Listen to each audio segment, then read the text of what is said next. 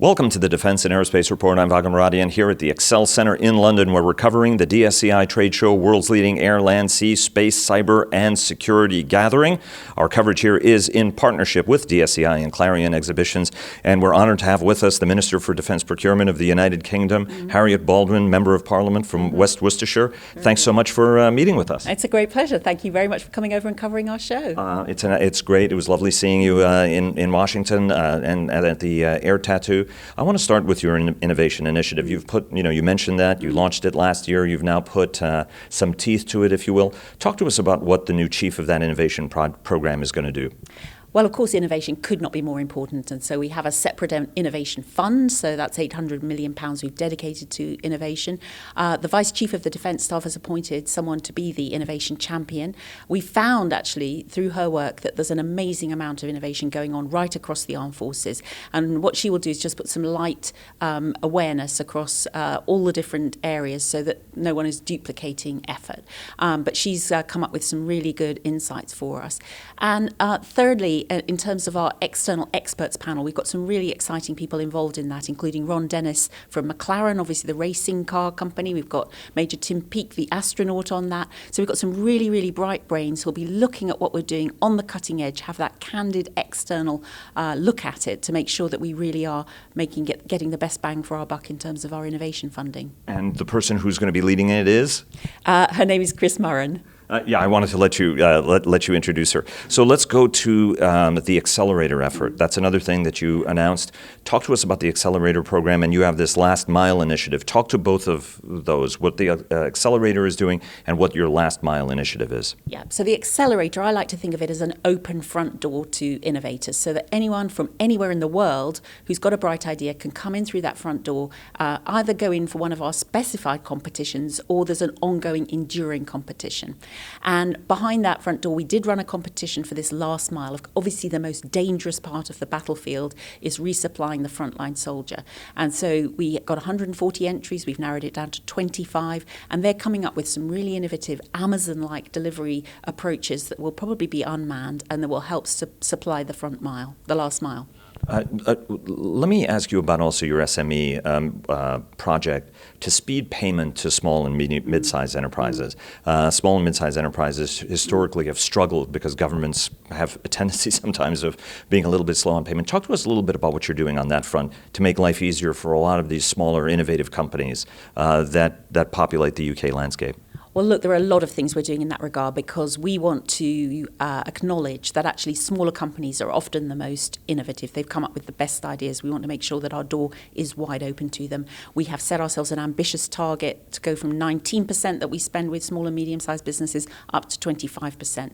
And to do that, we've relaunched our website today. We've made that much simpler and easier to do. That's a new portal, Defence Proc is the Twitter handle. And in addition to that, of course, we've made sure that we're paying our suppliers very promptly. We've got a much better payment system in place.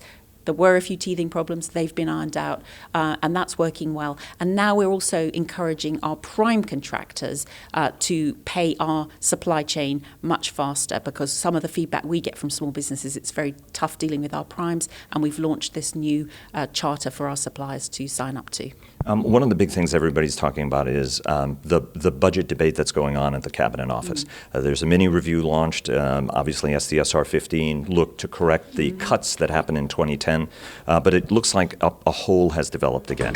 From your standpoint, given that the defense procurement accounts are likely to cover that or may, have you started discussions with any of UK suppliers, whether it's the dial back, slow down? What are you telling them? Because you're meeting with virtually everybody here over the course of the show.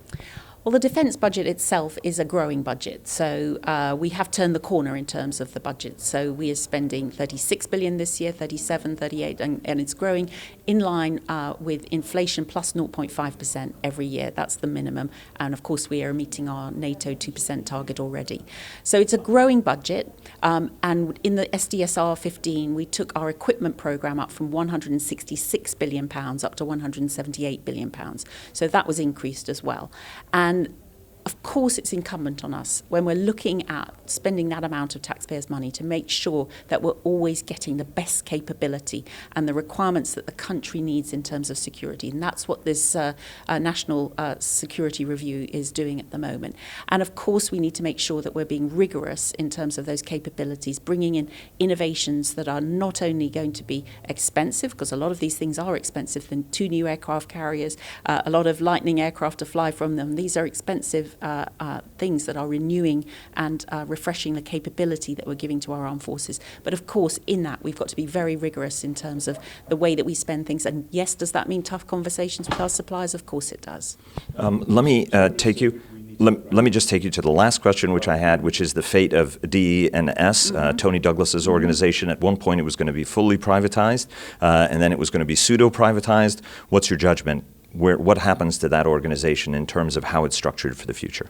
Well, Tony's leadership is really effective, and he's got new freedoms to deal with set the right levels of pay within his organisation, set the right organisational structure. So he's a bespoke entity who has a lot of freedom. We've also carved out from that, as you're I'm sure aware, the Submarine Delivery Authority. So the people who specialise on the submarine support and procurement have been set up in a new organisation led by Ian Booth, who so successfully led the Aircraft Carrier Alliance. So he's taken charge just last week of that organisation, and he's going to be working obviously very closely with Tony in terms of our ambitious rebuilding programme in terms of submarines. In that, I mean, there was a there was a talk that there was a $12 billion £12 million overage on the submarine program. Is that just a reserve calculation? What is that number that everybody's been using here at the show? It's not a figure that I recognise. We have set a budget for the new Dreadnought build of £31 billion, and that is the budget that we've set. And as you know, we've got some contingency built into that, but that's the budget that they have. Fantastic, ma'am. Thank you so very much. Really appreciate it. Thank you. Okay.